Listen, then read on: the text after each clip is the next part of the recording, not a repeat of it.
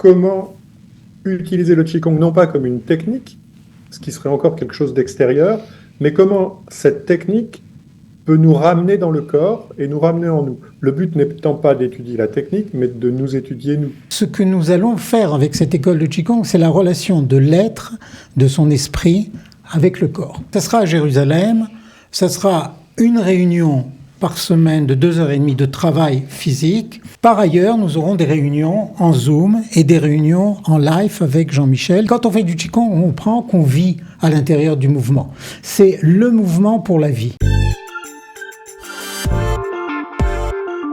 Nous avons le plaisir aujourd'hui d'accueillir le docteur Shlomo Chiche, médecin généraliste, spécialiste du Qigong et bien sûr des médecines chinoises. Il est également homéopathe et acupuncteur. On est ravis de l'accueillir. Bonjour docteur Chiche. Shalom Cathy, shalom à tous les auditeurs de Kalita. Voilà, vous n'êtes pas tout seul aujourd'hui. Oui, voilà. Vous êtes avec Jean-Michel Chaumet, qu'on avait déjà eu le plaisir de recevoir avec vous il y a quelques temps, qui est professeur d'arts martiaux internes chinois et de, bien sûr, Qigong.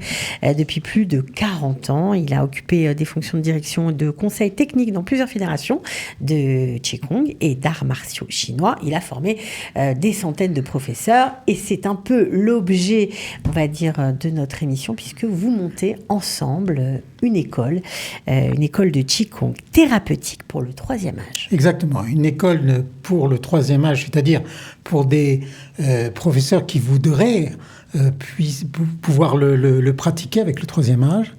Et ce sont donc des professeurs pas forcément de troisième âge, et en général moins que le troisième âge, et qui veulent avoir un outil thérapeutique, mais aussi un outil surtout prophylactique, pour permettre aux personnes qui vont arriver au troisième âge ou qui sont déjà dans le troisième âge de vivre leur vie d'une manière beaucoup plus complète, en meilleure santé, et avec un rayonnement à la fois intellectuel, sensitif et moral plus épanoui.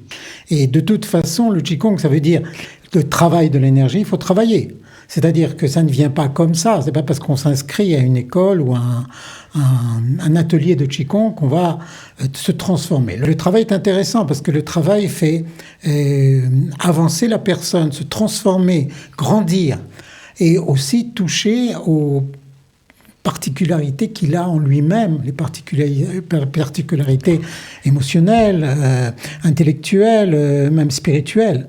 Le Qigong permet de toucher à tout cela. En introduction, vous avez parlé de Qigong thérapeutique. C'est quoi exactement le Qigong thérapeutique ? Oui.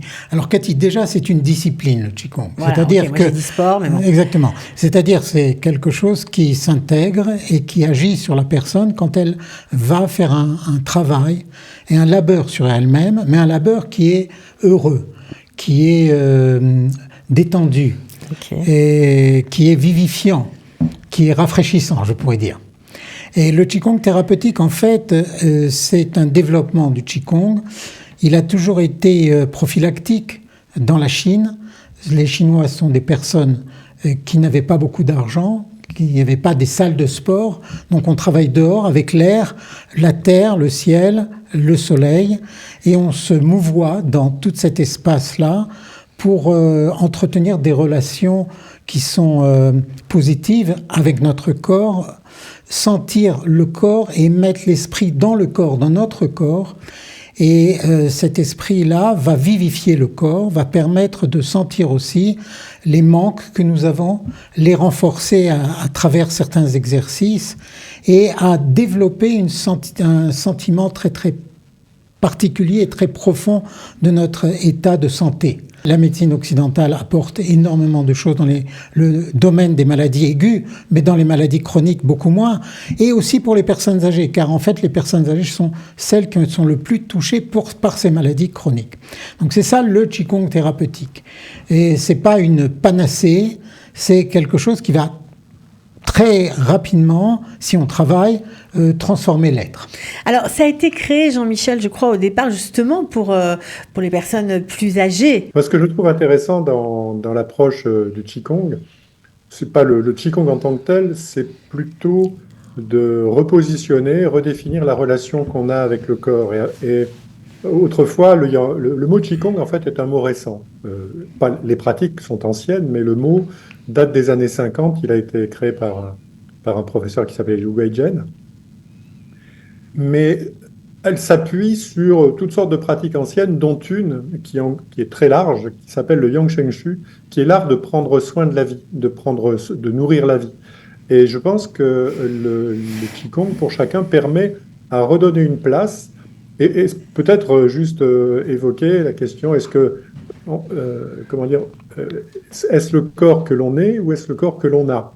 C'est pas du tout la même chose. Dans nos vies, le corps sert à réaliser des objectifs, mais on s'intéresse souvent assez peu aux processus qui permettent de réaliser cela. Le Qigong va travailler sur le processus qui permet entre une pensée, une intention d'action et sa réalisation. Il y a tout un processus entre les deux qu'il nous est invité d'observer pour mieux comprendre comment nous fonctionnons au niveau physique, au niveau sensoriel, au niveau émotionnel, au niveau mental, et comment tous ces différents niveaux interagissent entre eux. Alors, quand vous dites le corps que l'on est ou le corps que l'on a, ça veut dire quoi? Par exemple, le corps peut être vécu comme un objet, et donc du coup, ça devient le corps que l'on a. C'est-à-dire, je ne sais pas, par exemple, ça peut être la culture physique. On va avoir une idée du corps que l'on veut avoir. Les tablettes de chocolat à 20 ans et parfois le pot de Nutella à 40. C'est un peu ça. Mais ce que je veux dire, c'est qu'on façonne le corps d'après une idée que l'on en a. Mais on s'intéresse assez peu à son fonctionnement. Ce que je trouve intéressant dans l'idée de préparer en fait une vieillesse, parce que bien sûr on la prépare, on ne peut pas comme ça du jour au lendemain tout changer, hein. De la même façon qu'on ne creuse pas un puits lorsqu'on a soif, on le prépare en amont. Eh bien, en fait, ça va nous permettre de voir comment nos modes de vie, nos modes de pensée, nos modes de sentir, nos modes d'entrer en relation influencent la santé du corps. Ça, c'est quelque chose qu'on peut observer extrêmement facilement dans nos vies. Et donc, du coup, ça nécessite peut-être, tout à l'heure, Shlomo l'a esquissé en parlant des méthodes de Qigong, c'est comment utiliser le Qigong non pas comme une technique, ce qui serait encore quelque chose d'extérieur, mais comment cette technique peut nous ramener dans le corps et nous ramener en nous. Le but n'étant pas d'étudier la technique, mais de nous étudier nous. La technique n'étant que le vecteur de cela. Et souvent, le problème de l'emphase mise sur une technique particulière, le Qigong, le yoga, la méditation, c'est qu'on finit par étudier les techniques et on s'oublie, on ne s'étudie plus. Alors justement, pourquoi proposer spécifiquement ce type de cours au troisième âge? En tout cas, pour former des professeurs qui vont enseigner au troisième âge. Alors de tout temps, je me suis aperçu en tant que médecin que donner une thérapeutique, des indications d'hygiène de vie, etc., ce n'est pas suffisant. Les gens n'écoutent pas. Non, et quelquefois ils écoutent, quelquefois même ils suivent certaines indications, mais avec le temps, quand il n'y a pas une discipline et un avancement dans la santé, c'est très très très difficile de continuer. Et donc, dans un cours comme cela, nous allons, d'une manière très méthodique, faire avancer les élèves peu à peu vers un élargissement dans leur relation avec le corps et aussi d'améliorer tous leurs manques, car en améliorant leurs manques physiologiques, biologiques, psychologiques, ils pourront comprendre comment on peut aider les personnes âgées qui sont autour d'eux ou qui sont dans leur groupe ou qui sont leurs élèves, qui sont leurs patients. Comment on peut les aider de prendre cette relation avec le corps. Alors, je voudrais dire un point qui n'est pas lié avec la médecine chinoise, mais je pense que nous en avons parlé avec Jean-Michel plusieurs fois. Une certaine observation du judaïsme par rapport à cela. Et dans le judaïsme, la maladie vient d'une coupure, d'un blocage qu'il y a d'abord de l'être avec lui-même, c'est-à-dire avec sa neshama, avec son âme, et de ce fait-là, d'une coupure de l'être avec Dieu. Et de ce fait-là, il ne peut pas recevoir le flux bénéfique divin d'améliorer sa vie et sa condition. Parce que Dieu veut toujours nous donner pour être en meilleure santé, pour être et avec tous les moyens de réaliser notre destinée. Mais alors, on fait des blocages.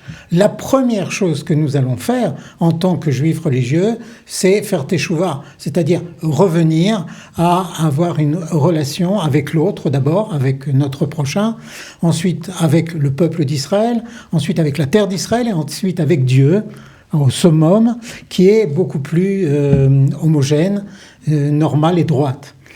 Et là, ce que nous allons faire avec cette école de Qigong, c'est la relation de l'être, de son esprit, avec le corps. Alors quand vous parlez comme ça, on se demande comment vous allez traduire tout ça en mouvement, quoi, parce que ça paraît très, on va dire, très spirituel. On a du mal à comprendre le lien, c'est pour les profanes bien sûr, oui. Le lien entre cette pratique-là et le changement que ça va apporter dans l'être. Ben voilà. Un petit exemple. Quand je vous parle et je mets la main sur le cœur, vous ressentez quelque chose.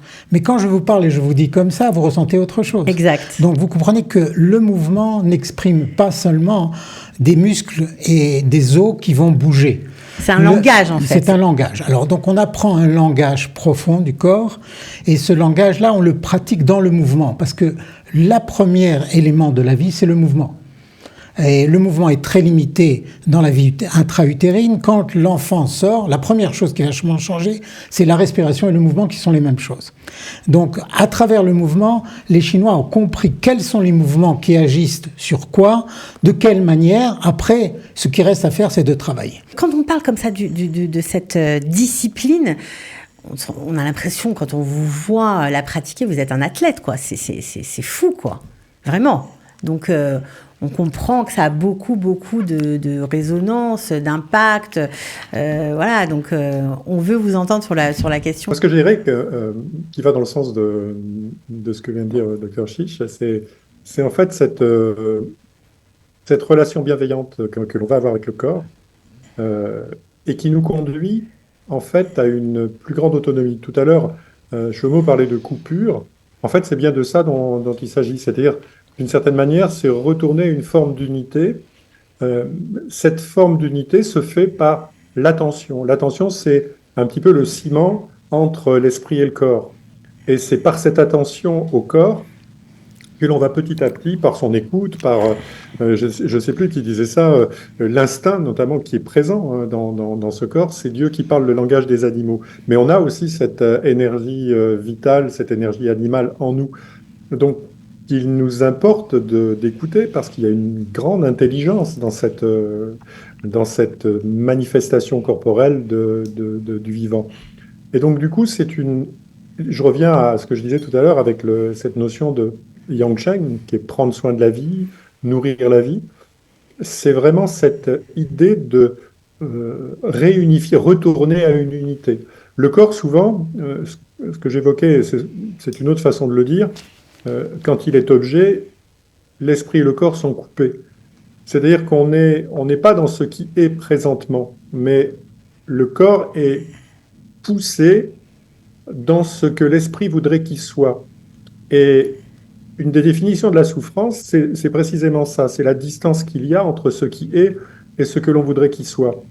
Et donc du coup, ramener le corps dans le présent, passer du penser au sentir, va nous ouvrir une porte vers des dimensions extrêmement profondes et souvent totalement méconnues quand l'esprit fait écran et est omniprésent et que le corps n'est pas écouté. Donc il y a cette relation qui est absolument fondamentale entre les deux. Donc j'imagine que c'est ça, ce point-là qui différencie des pratiques comme le pilates, la gymnastique, même le yoga. Les spécialistes de longévité comprennent que c'est très très important pour préserver de nombreuses années de santé de faire du sport. Mais aussi ils comprennent que ce sport il y a une certaine embûche, parce que dans le sport, on va bien souvent être en dehors de soi. On va être pour réaliser quelque chose, une performance. Alors que dans le Qigong, on ramène tout le temps... Alors, je suis d'accord avec ce que vous dites, mais quand même, quand on doit faire un effort sur son corps, par exemple, du pilates ou de la gym, ou peu importe, on doit se concentrer pour tendre les jambes, on doit être là pour pouvoir faire l'exercice. Nous ne parlons pas de concentration, mais d'écoute, c'est autre chose. Okay. Concentration, c'est-à-dire, on va se libérer toutes nos forces mentales, émotionnelles, vers l'effort. Alors que là, nous avons quelque chose, une sagesse, comme dit Jean-Michel, une sagesse énorme dans notre corps, dans le fonctionnement de notre corps. Les médecins qui étudient donc la structure du corps, l'anatomie, la physiologie, peuvent arriver à cette compréhension de sagesse qui est une sagesse divine, qui est dans le corps. Eh bien, nous la découvrons. C'est-à-dire, nous n'allons pas la pousser à certaines réalisations toutes faites au début. Je voudrais dire une chose qui est très importante, parce que moi, en tant que juif qui a fait son alia il y a presque 50 ans, et qui est plus amoureux d'Israël et du peuple juif que le Qigong, mais j'aime aussi beaucoup le Qigong, et bien, je peux vous dire que si on voit l'histoire du peuple juif, pendant toute l'histoire de l'exil, nous avons essayé de préserver la vie du corps. Essayer que ce corps-là puisse fonctionner pour nous permettre d'étudier, d'agir. Alors que maintenant, c'est cultiver la vie, c'est quelque chose d'autre. C'est un peu pareil avec les années qui nous amènent au troisième âge. La plupart de la population mondiale, elle prépare la vie pendant 50, 60 ans. Elle donne une structure à la vie, une parnassa, et puis une attitude dans la société, une place dans la société, etc. Je demande très souvent à mes patients, quand est-ce que tu vas commencer à vivre véritablement?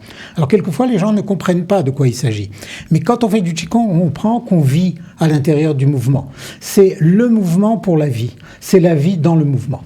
Alors, évidemment, j'ai un peu suivi tout ce que vous nous avez dit, etc. Mais ce qui est intéressant, c'est de savoir comment vous allez, qu'est-ce que vous allez enseigner, surtout dans cette école. Comment ça va se traduire concrètement, Jean-Michel? Pour moi, il y a plusieurs strates. Il y a une exploration d'abord systématique des principes qui portent le Qigong. Parce que ces principes n'appartiennent pas spécialement au Qigong, c'est simplement les principes qui régissent notre vie. Donc du coup, la première chose que nous allons explorer, ce sont des qualités qui permettent ensuite à ces techniques de Qigong d'être efficaces. Parce qu'on peut pratiquer le Qigong en tant que technique.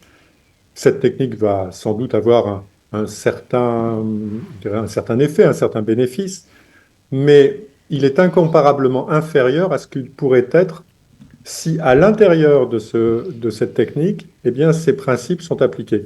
Donc pour ça, c'est tout simple, on fait des tas d'exercices, souvent ce sont des exercices différentiels, c'est-à-dire de comparaison. Quand on fait ça, qu'est-ce qui se passe dans son système? Quand on fait ça, qu'est-ce qui se passe dans son système?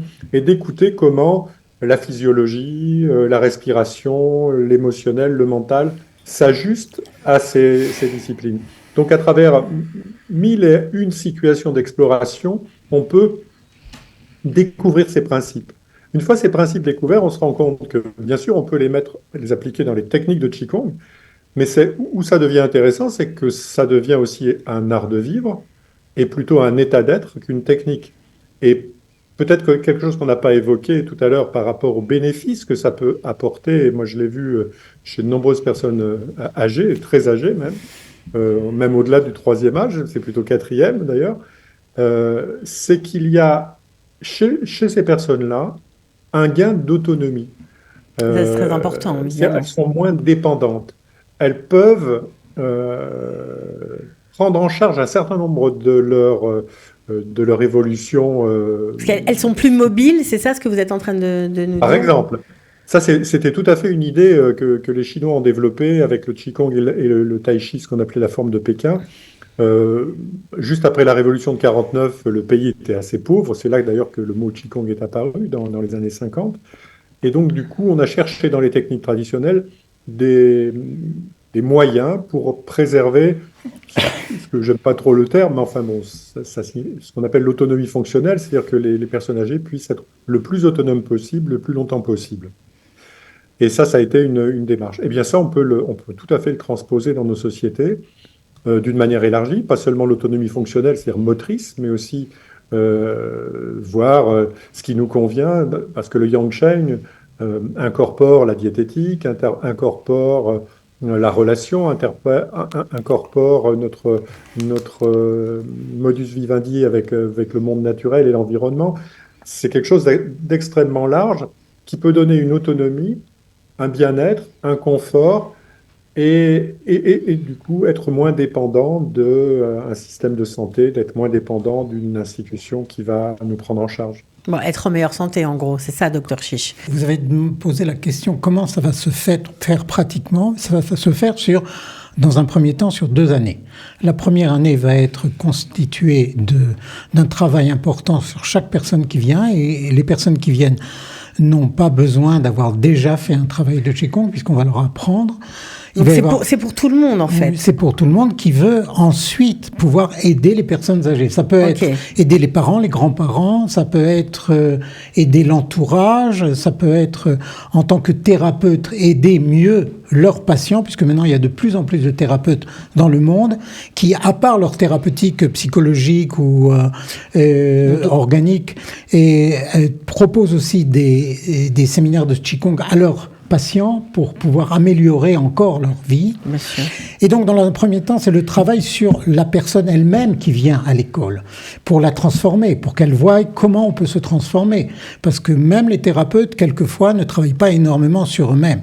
Ils travaillent sur les outils qu'ils ont, mais pas tellement sur eux-mêmes. C'est vraiment une occasion de travailler sur soi-même. Exactement. Et la deuxième année, alors on va beaucoup plus approfondir et voir comment s'adresser à certaines pathologies. C'est pas parce qu'on va faire du Qigong qu'on va pouvoir régler les pathologies. Il y a beaucoup de choses qu'il faudra envoyer chez le médecin, mais même après que la personne ait reçu un traitement, comment mieux vivre ça et comment préserver sa vitalité. Parce que quelquefois, le traitement, surtout les traitements dans le monde des maladies chroniques, elle va tellement diminuer la santé, diminuer la vitalité de la personne, qu'il va falloir aider les personnes pour revenir à elles-mêmes. Je pense à des gens qui ont eu des cancers et qui ont subi... Exactement. Voilà, c'est pas une maladie chronique, mais qui ont eu des traitements très lourds. Il y a une branche très, très, très importante qui se développe en Chine, aux États-Unis, en Allemagne, sur le Qigong thérapeutique pour les cancéreux. Et même en Israël, il y a déjà des groupes de personnes qui ont eu des thérapeutiques anti-cancer, de rayonnement ou chimiothérapie, qui font en même temps que ces thérapeutiques du Qigong et après continuent pour pouvoir préserver leur santé. Voilà, et ça, apparemment, ça fonctionne. Bon, alors, vous nous avez mis quand même bien l'eau à la bouche, parce que ça a l'air franchement passionnant, parce que nous serons tous les vieux de demain, comme on dit, donc ça s'adresse à tout le monde. Oui. Et il faut commencer à s'inquiéter à partir de quel âge, docteur Chiche ? Non, il faut commencer pas à s'inquiéter. S'inquiéter, ça bloque, et ça je plaisante. En général, on peut se dire, quand on s'est inquiété, on a fait ce qu'il fallait faire. Je me suis inquiété. Donc, j'ai plus rien à faire maintenant. Non, il faut pas s'inquiéter. Il faut faire un petit changement. Un petit changement. Et après, un autre petit changement dans cette dynamique de mouvement. Okay. Quand on s'inquiète, c'est uniquement pour se rassurer. Voilà, j'ai pensé à ça. Oui, ça me préoccupe. Et vous le mettez de côté et vous continuez exactement comme c'était avant. Ça, c'est s'inquiéter. Donc, on ne s'inquiète pas, on est heureux, au contraire. On est dans la joie de faire quelque chose de dynamique, un mouvement. Et puis, les rencontres avec Jean-Michel, que ce soit en Zoom ou en live, quand il va venir en Israël plusieurs fois pendant l'année. Est-ce que c'est lui qui va donner les cours ? Non, moi et lui, nous les deux.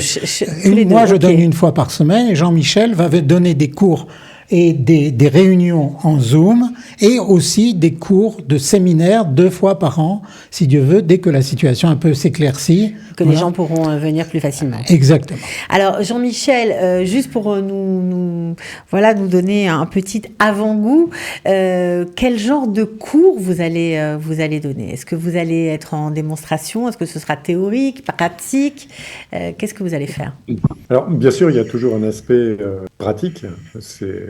Sans pratique, il n'y a pas vraiment de transformation. Après, l'aspect théorique, s'il y en a un, se portera plutôt sur la pratique et justement sur essayer d'aller découvrir derrière les mouvements de Qigong les principes qui s'y cachent pour pouvoir les utiliser, les transposer et faire en quelque sorte non pas un Qigong dogmatique, mais son propre Qigong. Je pense à une phrase de Francis Ponge qui disait quand on est jeune, c'est pour la vie. Et donc, il y a quelque chose qui ressort un peu de cette phrase, de cet aphorisme qui fait que c'est aussi une manière de rester jeune dans sa tête. Et ça, cette jeunesse-là génère de la joie. Et la joie, c'est comment dire, une des panacées les plus intéressantes pour avancer dans la vie. Alors, ça commence quand et ça va se dérouler où, docteur Chiche? Ce sera à Jérusalem. Il y aura deux branches. Une branche en français, parce que nous avons beaucoup d'élèves français qui sont intéressés, et aussi une branche en hébreu. Vous allez enseigner en hébreu? Oui. Et c'est ce que je fais déjà depuis une trentaine d'années. Et quand Jean-Michel viendra, nous aurons un séminaire commun. Il parlera en français et nous ferons la traduction en hébreu, ce que nous avons fait déjà depuis une quinzaine de séminaires et ça se passerait toujours très très bien. Donc ça sera à Jérusalem, ça sera une réunion par semaine de 2h30 de travail physique, doux et progressif, et une réunion en Zoom avec moi d'1h30 par semaine pour un petit peu approfondir ce qu'on a vu chaque fois. Par ailleurs, nous aurons des réunions en Zoom et des réunions en live avec Jean-Michel, des films sur le travail de Jean-Michel que nous allons analyser et travailler. Et dès que la possibilité se fait, selon l'emploi du temps de Jean-Michel et selon les conditions, disons, régionales de ce que nous vivons actuellement, Jean-Michel viendra en Israël pour une semaine de séminaire. Il y a du travail, en plus de ces 2 cours par semaine, du travail personnel à faire chez soi. Oui, c'est un travail, mais c'est pas des... Un travail ludique. Un travail ludique, agréable. C'est agréable, c'est-à-dire que... On l'a compris. Oui, les personnes qui ont été dans les 2 écoles que j'ai dirigées jusqu'à présent étaient heureux de travailler et même de téléphoner en milieu de semaine pour essayer d'élucider quelque chose qu'ils n'avaient pas saisi. Donc il faut quand même être motivé pour s'inscrire. Maintenant, de nos jours, que nous avons des appuis très importants au niveau audio et visuel, tous les cours vont être filmés et chaque personne qui appartiendra à notre école pourra recevoir le film entier du cours. Ouais, donc on peut revoir, répéter, approfondir, etc. Plus les zooms où les questions vont fuser pour essayer d'améliorer la profondeur du travail. Jean-Michel, vous avez déjà une école en France depuis de nombreuses années. Oui. Est-ce que ça vous... cette aventure de participer à une école israélienne, c'était quelque chose qui vous tenait à cœur? On va tout de suite donner les coordonnées, tout simplement, parce que si vous avez envie de vous inscrire, c'est maintenant. Vous pouvez le faire par WhatsApp, 052 286 01 26 ou par mail. Je vous mettrai le mail juste au-dessus de la vidéo, dans le descriptif de la vidéo. Voilà, un beau projet. Donc, en fait, on n'a pas besoin d'être très vieux pour s'inscrire. Il faut juste avoir envie de s'occuper des autres, un peu plus âgés, et puis aussi de comprendre comment notre propre corps fonctionne pour vivre mieux, être plus heureux. Ça, on vous aura bien entendu, voilà, et être plus autonome surtout. S'occuper des autres, je pense que c'est quelque chose de très fondamental que vous avez dit là. Jean-Michel est un spécialiste de s'occuper des autres. Il le fait depuis 40 ans et plus. Et moi aussi en tant que médecin. Et en plus, il faut savoir s'occuper de soi, apparemment. Bien entendu. Sinon, ça marche pas. Sinon, c'est superficiel. Ok. Merci à tous les deux, vraiment. Merci d'avoir été avec nous. Bonne chance pour cette école. Donc, je rappelle, une école de Qigong thérapeutique pour le 3e âge pour former des professeurs. Voilà. Donc, si ça vous branche, si ça vous tente, allez-y. Je redonne le numéro 052 286 01 26. Vous envoyez un message et on vous répondra. Merci, à bientôt. Merci Jean-Michel. Shalom, shalom. Merci beaucoup à tous.